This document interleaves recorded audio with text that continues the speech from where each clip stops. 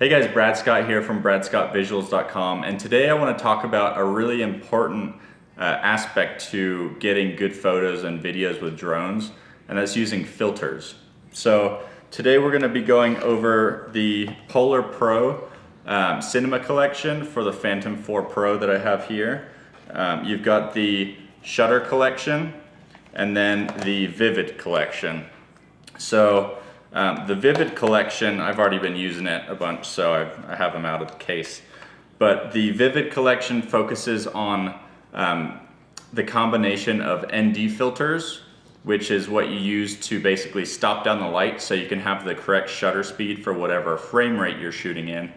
And they mix it with a polarizing filter, which cuts out the glare in the sky and in water and lets you really get a sharp, vivid image with more contrast and more basically less glare. It cuts all the glare out of the sky and the water. So you've got an ND4 PL, ND8 PL, and an ND16 PL in that collection.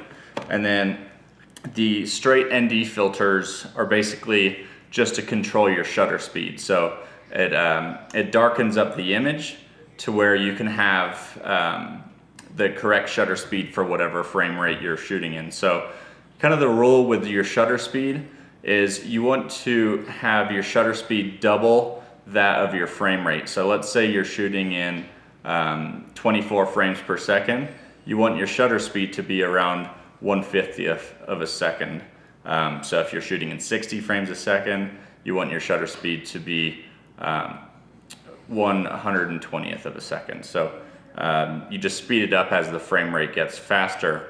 But what you run into without filters is if you're shooting in really bright environments, you're not able to have the right exposure if you want your shutter speed to be right. And so you're either left with an overexposed image or you're left with a properly exposed image with a fast shutter speed, so the shutter speed is way too choppy. So that's what filters are all about, ND filters, the ND-PL filters. We're gonna go ahead and go outside, and I'm gonna set up the drone at a static shot and just put the different filters on. I'm gonna set everything for manual. That way you can kind of see exactly what each filter does, and I'll rotate the polarizing filter so you can see how much it actually cuts the glare out. So let's head outside.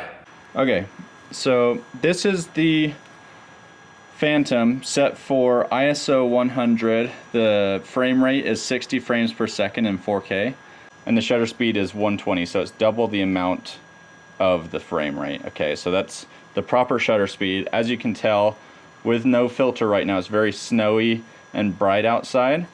We got a lot of sunlight, but there's some nice clouds. We've got the proper shutter speed, but the exposure is way overblasted. So we're gonna try the Polarpro ND4 PL right now, which is their polarizing ND4 filter. I'm just gonna screw it on there lightly. Okay, so as you can tell, that's made a difference already. And as I screw it, you'll be able to see a difference in the glare.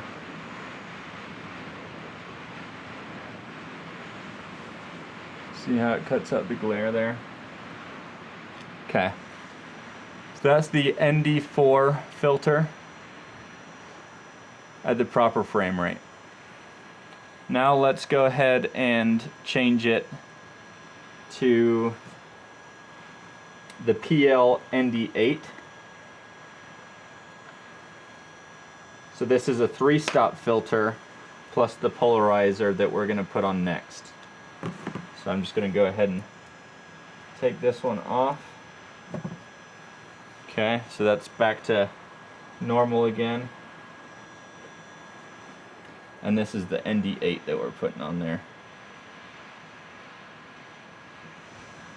Okay, so that's the ND8 PL in the Vivid collection from Polarpro. We're going to take that off and switch it out with the ND16 PL, which is a 4-stop filter plus the polarizer on there.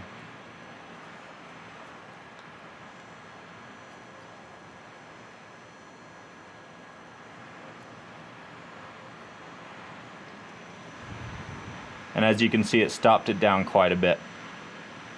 So that's the 3 different polarizing ND filters, and now we're going to go ahead and switch to the shutter collection, which is just straight ND filters, and we'll see if you can see a difference in the way it looks. So we're going to start out with the ND8 filter, which is a 3-stop filter. So that's 3 stops, darker than without a filter on there, okay?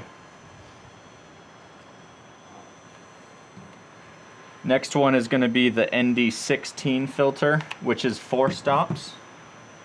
The last one we're going to do an ND32, which is 5 stops darker.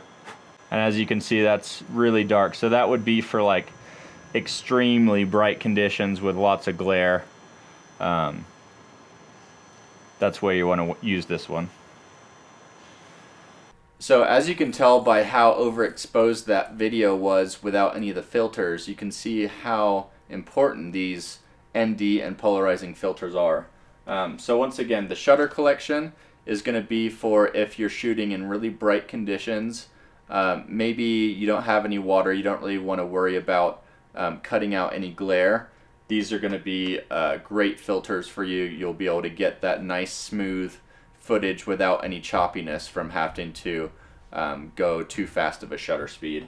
And then with the Vivid collection, the ND4, ND8 PL, these I probably use the ND8 PL the most out of any of the filters because it's got that polarizing filter along with the ND8, which is the 3-stop filter. So when it's really bright out, I like to use that one quite a bit, and it really helps make that footage perfectly vivid, sharp, and kind of dehazed and non-glary. So just remember that polarizing and ND filters especially, are what let you get that smooth, non-choppy footage. And you just want to remember that whatever your shutter speed is, it needs to be double that of your frame rate, okay? So 24 frames a second, try and stay within 1/50th of a second. 60 frames a second, you want to be at 1/120th of a second. 30 frames a second, try and be at 1/60th of a second. Just try and double your frame rate with your shutter speed, and that will give you nice smooth footage. And then the polarizing filters just help cut that glare out. I'll do more examples in the future.